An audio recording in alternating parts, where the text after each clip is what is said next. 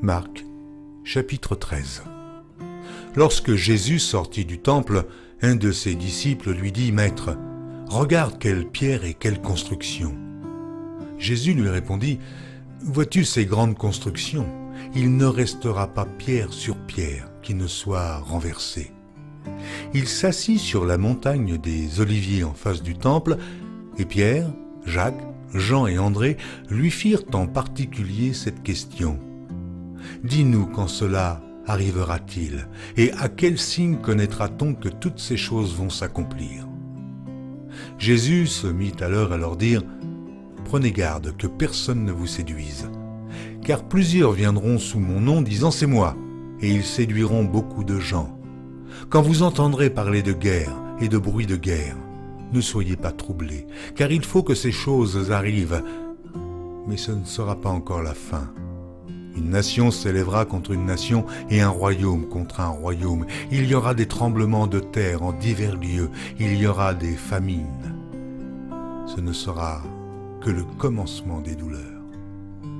Prenez garde à vous-même, on vous livrera aux tribunaux, et vous serez battus de verges dans les synagogues. Vous comparaîtrez devant des gouverneurs et devant des rois à cause de moi, pour leur servir de témoignage. Il faut premièrement que la bonne nouvelle soit prêchée à toutes les nations.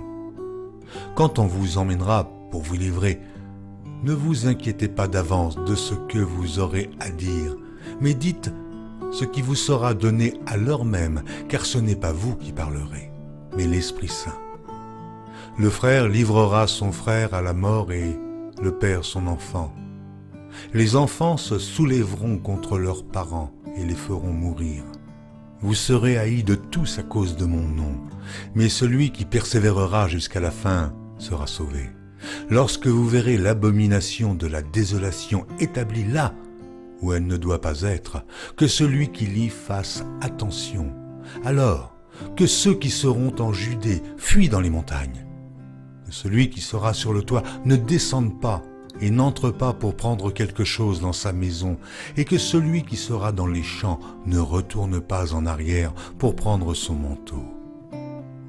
Malheurs aux femmes qui seront enceintes et à celles qui allaiteront en ces jours-là.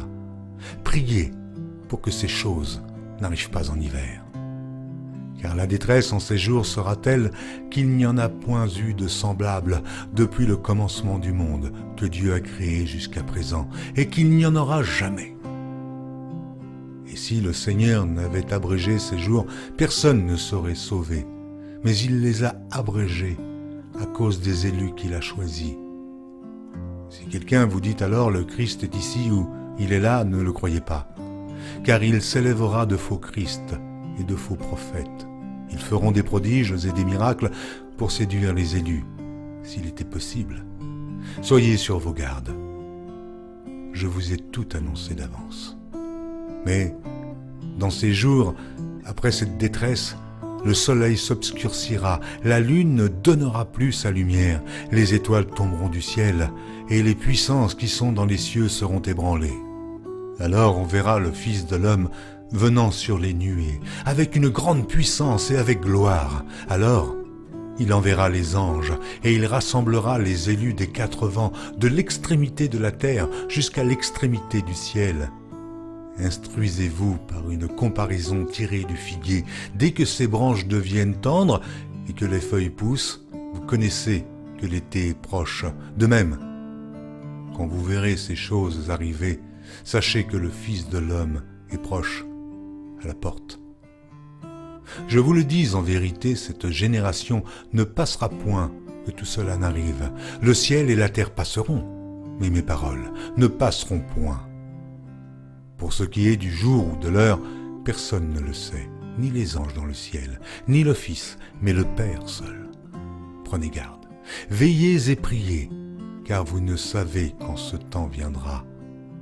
Il en sera comme d'un homme qui, partant pour un voyage, laisse sa maison, remet l'autorité à ses serviteurs, indique à chacun sa tâche et ordonne au portier de veiller. Veillez donc, car vous ne savez quand viendra le maître de la maison, ou le soir, ou au milieu de la nuit, ou au chant du coq, ou le matin. Craignez qu'il ne vous trouve endormi à son arrivée soudaine. Ce que je vous dis, je le dis à tous.